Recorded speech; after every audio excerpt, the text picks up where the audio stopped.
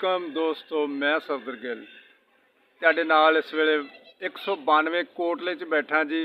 ਇਰਫਾਨ ਚੱਕੀ ਵਾਲਾ ਉਹਦੀ ਚੱਕੀ ਤੇ ਇਹ ਦੇਖੋ ਜੀ, ਮੇਰੇ ਪਿੱਛੇ ਇਰਫਾਨ ਸਾਹਿਬ ਵੀ ਬੈਠੇ ਨੇ ਤੇ ਉਹਦੇ ਵਾਲਾ ਸਾਹਿਬ ਵੀ ਨੇ, ਚਾਚਾ ਮੁਹੰਮਦ ਅਸ਼ਰਫ ਵਲਦ ਜਲਾਲਦੀਨ ਤੇ ਤੁਹਾਡੀ ਗੱਲਬਾਤ ਵੀ ਉਹਨਾਂ ਨਾਲ ਕਰਵਾਉਂਦੇ ਆ। ਸਾਰੀ ਉਮਰ ਉਹਨਾਂ ਨੇ ਨਾ ਜੀ ਫੈਸਲਾਬਾਦ ਦੇ ਵਿੱਚ ਗੁਜ਼ਾਰੀ, ਫੈਕਟਰੀ 'ਚ ਕੰਮ ਕਰਦੇ ਨੇ। आओ फिर ਤੁਹਾਡੀ मुलाकात करवाने। सलाम अलैकुम चाचा जी। वालेकुम सलाम। की हाल है? चंगा बोलियां चुकदा रहा। किन्ना चिर रहे हो फैसलाबाद? 40 साल। अच्छा, 40 साल तुसी पल्लेदारी कीती? और की केमिकल दा काम। केमिकल दा काम करदे हो? अच्छा। 17 वालियां दे। 17 टैक्स 17 कपड़े वाले जेड़े ने? आहो उन्हें फैक्ट्री ते शाहकोट। शाहकोट रहे? शाहकोट गोदाम इत्थे राजां दे पिंड वा। अच्छा ते चाचा 40 साल तुसी रहे हो ते किन्नी तनख्वाह सी जदों तुसी उत्थे भर्ती होए सी? उदों 5 रुपए दिहाड़ी। 5 रुपए दिहाड़ी? ते जदों छड्ड के आए उदों किन्नी तनख्वाह रही है? उदों 12,000। 12,000 ते छड्ड के आए हो? इन्हें 300 से पा लिया। अच्छा 300 से। ते किन्नी उम्र होगी तुहाडी? पता नहीं, मेरे को 70-80 हो ही गई है। अच्छा ते हुण चक्की ते ही बहिंदे हो? और किते और चिल्लर कौन? अच्छा ते चाचा तुहाडे किन्ने बच्चे ने, किन्ने बेटे आ? 2। की नाम उन्हां दा? इमरान इरफान।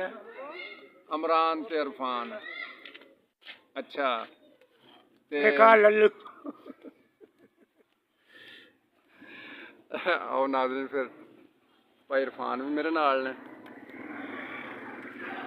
अस्सलाम वालेकुम खान भाई, की हाल चाल है? सेहत भी ठीक है? अच्छा चाचा जी होना ते 40 साल फैसलाबाद विच कढ़ दित्ते ते जनाब हुणी की करदे रहे ने? ਅਸੀਂ ਵੀ ਕਲੀਨਾਂ ਦਾ ਕੰਮ ਕੀਤਾ 10 ਸਾਲ ਲਾਹੌਰ 'ਚ। ਲਾਹੌਰ 'ਚ ਤੇ ਤਕਰੀਬਨ ਕਿੰਨਾ ਅਰਸਾ ਹੋ ਗਿਆ ਛੱਡ ਕੇ ਆਇਆ ਨੂੰ? ਤਕਰੀਬਨ 10 ਸਾਲ ਹੋ ਗਏ ਛੱਡ ਗਏ। ਛੋਟੇ ਜਿਹੇ ਸੀ ਜਦੋਂ ਲਾਹੌਰ ਚਲੇ ਗਏ ਤੇ ਮੁੜ ਕੇ ਆਣ ਗਏ। ਅੱਛਾ 10 ਸਾਲ ਆਪਣਾ ਕੀਤਾ ਤੇ 10 ਸਾਲ ਦੇ ਵਿੱਚ 10 ਸਾਲ ਉੱਥੇ ਕੰਮ ਕੀਤਾ। ਹਾਂਜੀ। ਹੁਣ ਦੇ ਕੰਮ ਦਾ ਤੇ ਉਸ ਵੇਲੇ ਦੇ ਕੰਮ ਦਾ ਕੀ ਫਰਕ ਤੁਸੀਂ ਪਾਉਂਦੇ ਹੋ? ਉਦੋਂ ਤਨਖਾਹਾਂ ਹੀ ਕੁਛ ਨਹੀਂ ਸੀ ਹੈ, 3500 ਜਾਨੇ ਦੀ ਲੱਗੀ ਸੀ ਤਨਖਾਹ। ਅੱਛਾ ਤੇ ਹੁਣ ਮਾਸ਼ਾਅੱਲਾ ਆਪਣਾ ਕਰੀਦਾ ਵਾ, ਸ਼ੁਕਰ ਅੱਲਾਹ ਤਾਲਾ ਦਾ। ਨਹੀਂ, ਉਸ 3500 ਦੇ ਵਿੱਚ ਕਿੰਨਾ ਕੰਮ ਹੁੰਦਾ ਸੀ?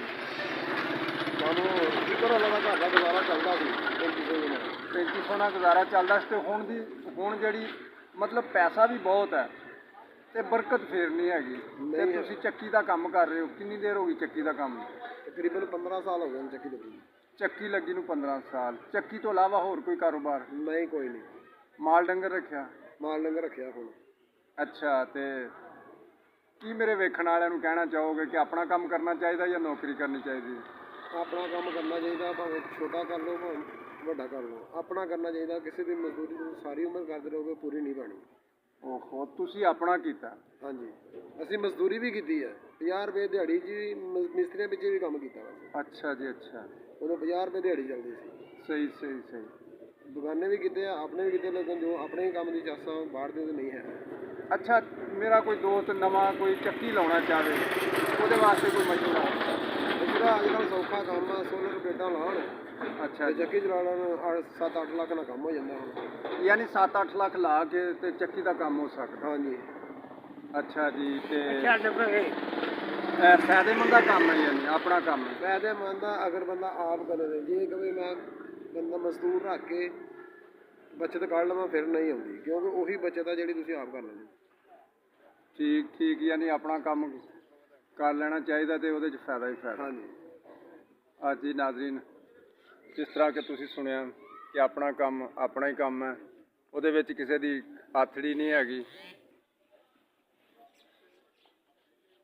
ਚਾਚਾ ਸਾਰੇ ਲੋਕਾਂ ਨੂੰ